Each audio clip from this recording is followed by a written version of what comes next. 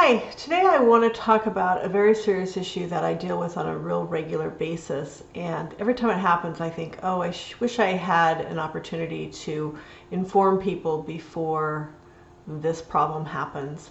So today I'm going to talk to you about, first and foremost, the problems that can occur when you lose access to your hosting.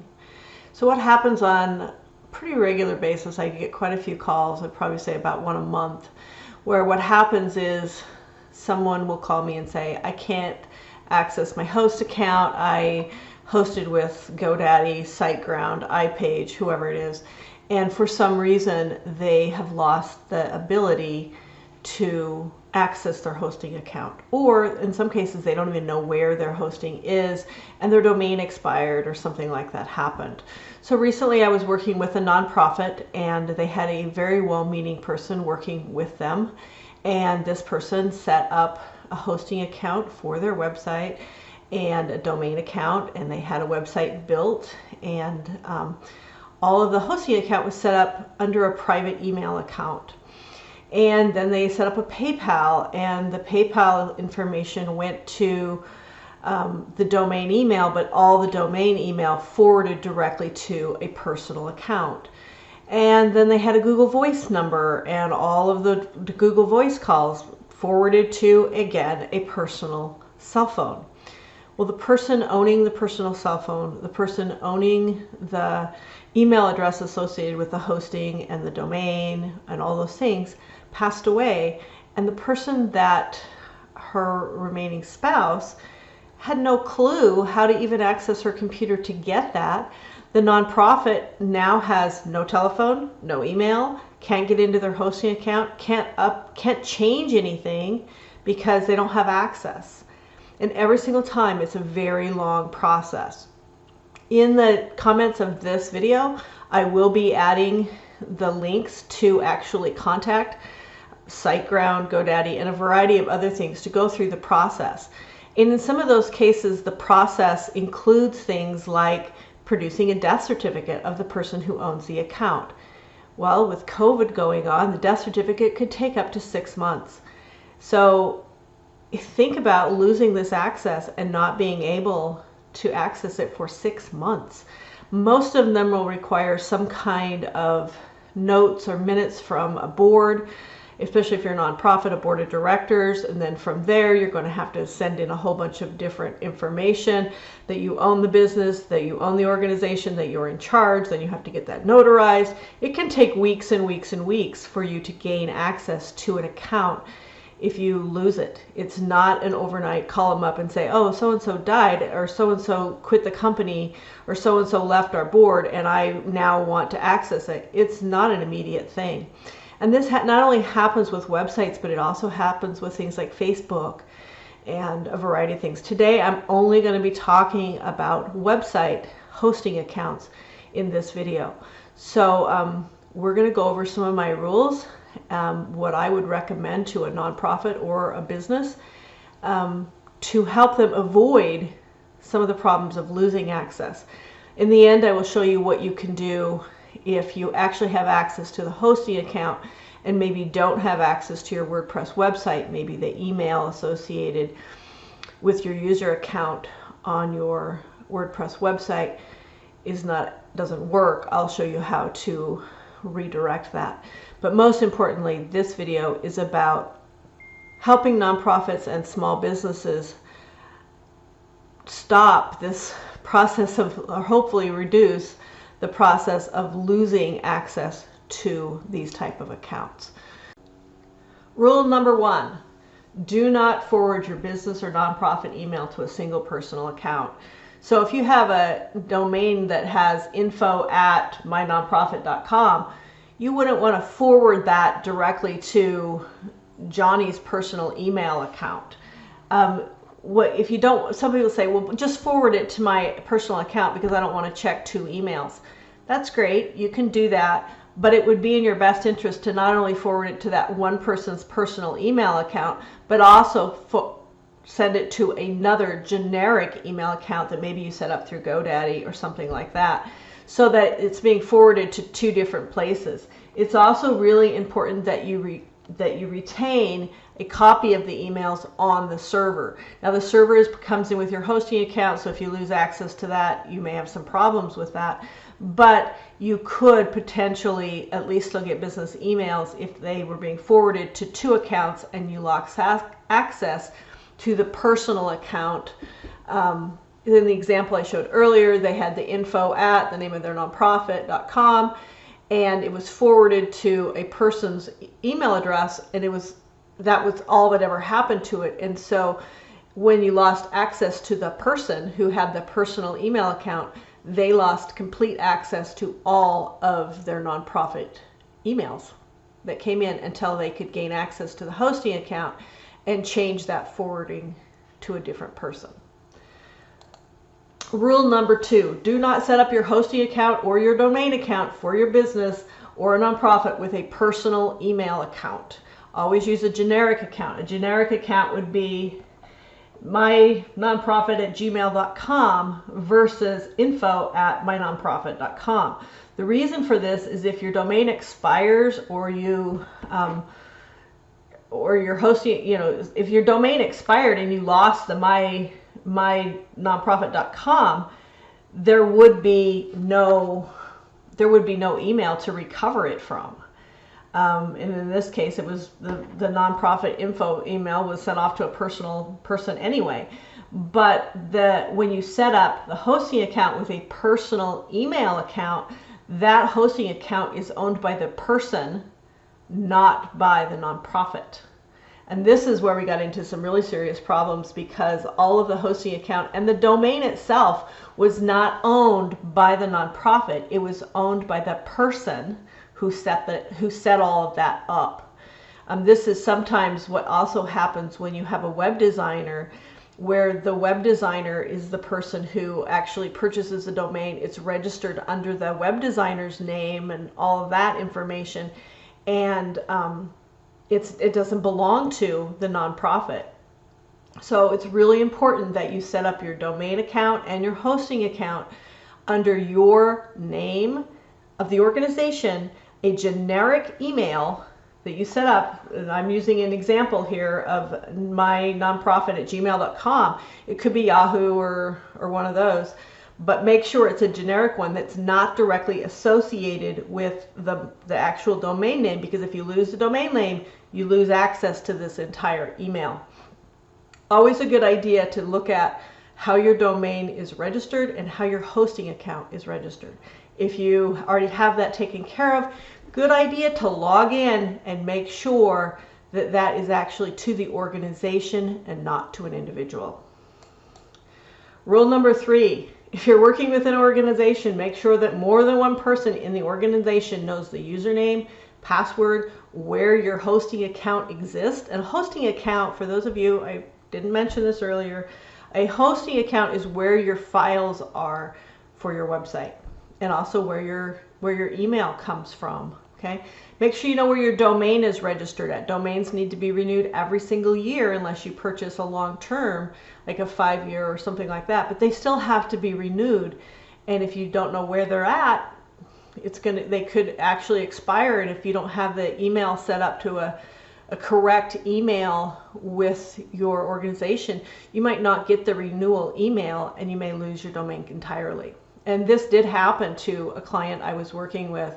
They lost their domain, and what happened is they lost their domain and immediately it was picked up by someone else because it became available. It was picked up by someone else in one case, and they couldn't get it back, and it was actually listed in the Yellow Pages. This was back a while back. It was listed in the Yellow Pages, but when you clicked on it, it was a totally different company.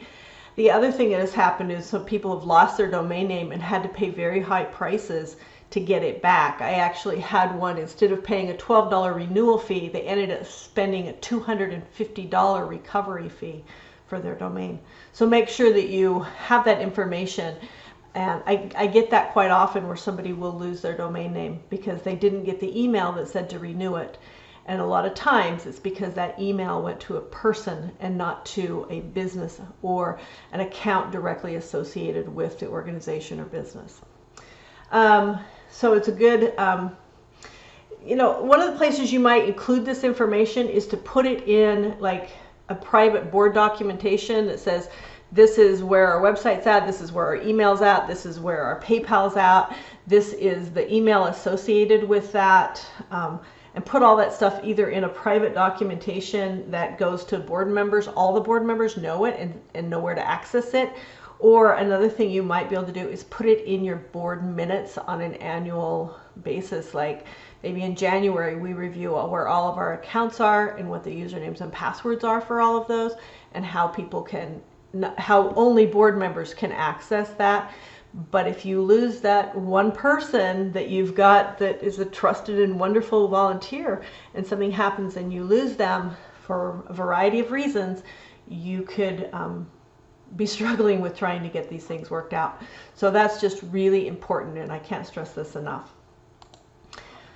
If you have a PayPal account set up for your organization, do not set it up under a personal email account. If it's under a personal email account, the PayPal is to an individual and not the organization. So the person who can do things with it is the person who owns the email.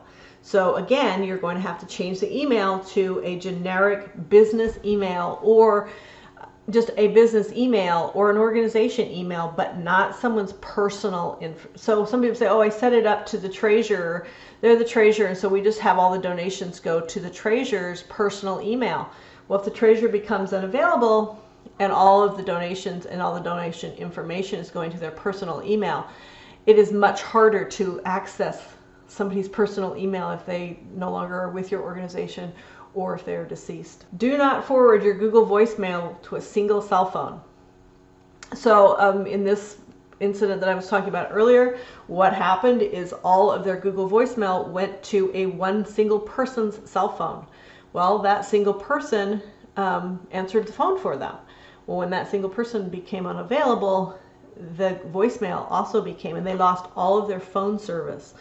So if it was set up with a generic business account, you could log into it and change what cell phone it goes to and send it to someone else's cell phone.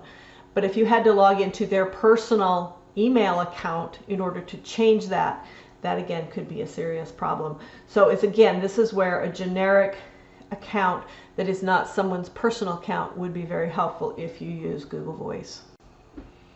So now I'm going to cover what to do if you do have access to the control panel. And I am actually in what they call cPanel, which is very common for a lot of hosting companies, that they would have a cPanel access. And on the cPanel, it allows you to do a wide variety of things. And I want to just touch base on some of the things that you could do in the cPanel. One of them is your email accounts. This is where you would set up an email account directly associated with the domain name.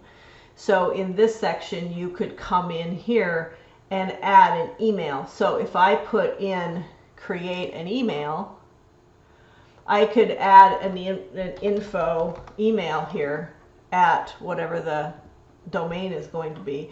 And I could generate a password for that. I'm going to copy that password just in case I need it later. And I'm going to go ahead and hit create. Now this is going to create an email. Okay. So once I created this email, I can go back to my cPanel. And this is what a lot of folks do, is they create a forward. What am I going to do in the forward is I'm going to take this email, because I have this board member and they say, oh, I don't want to answer 2 emails. So I could add a forward,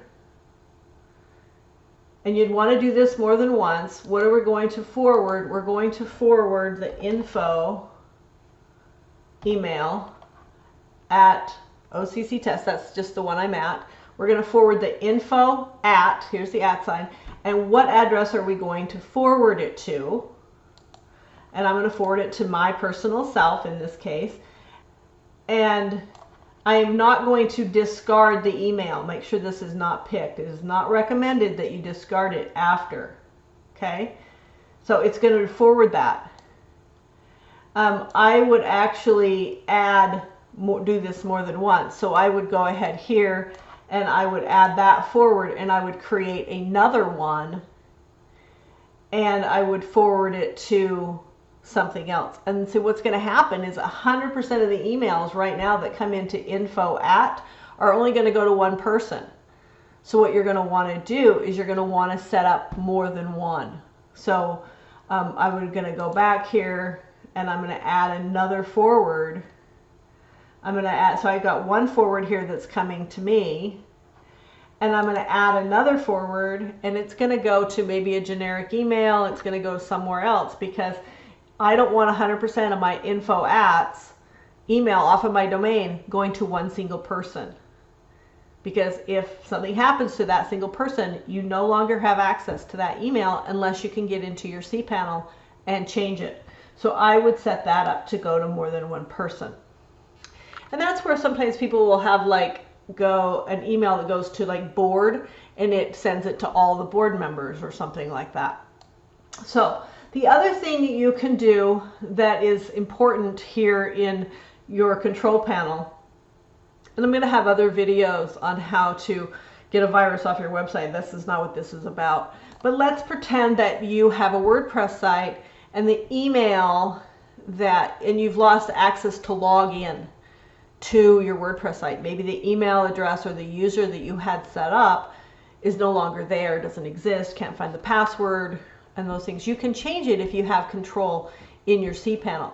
However, I just want to say, I have another video and I talk about making sure you have more than one user on a WordPress site, and that's so that if you can take people off or add people on. But if you lost complete access, you could come into your cPanel, come down here to your PHP admin, and this is not recommended unless it's absolutely an emergency and you really cannot access it another way. You would come over here to your PHP admin, and I'm going to pick on the database.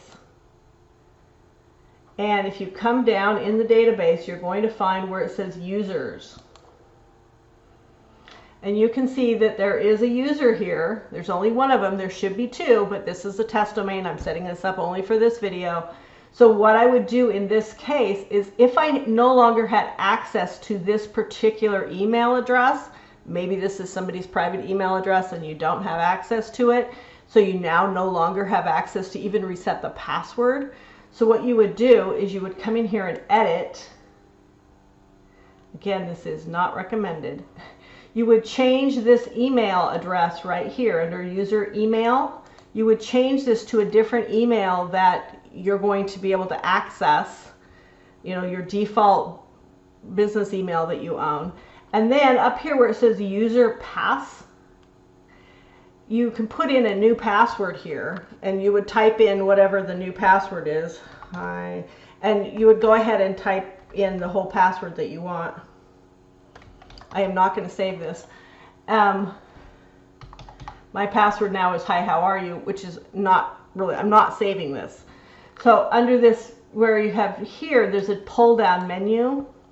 You actually have to pull down here in this menu and change it to an MD5. This is really important. It has to be an MD5. And that would encrypt the password so that WordPress would be able to use it. So if I hit MD5 and now I hit go, it would change the password of this particular account to hi, how are you? I'm not going to do that. I'm not saving it. But that's how you would go about changing the password and the email address on a WordPress website from the control panel that you would be able to access only through your hosting. So this would be through a hosting cPanel. So I know that's probably a lot of information. I think if you follow some of the other rules, you'll save yourself some of those hassles. And obviously, if you do run into a problem, I'm always available to help. Secondly, and most importantly, I know the value of having a relationship with my person who hosts my website. I host websites all the time. I have a personal relationship. When you call me, you do not get a phone tree.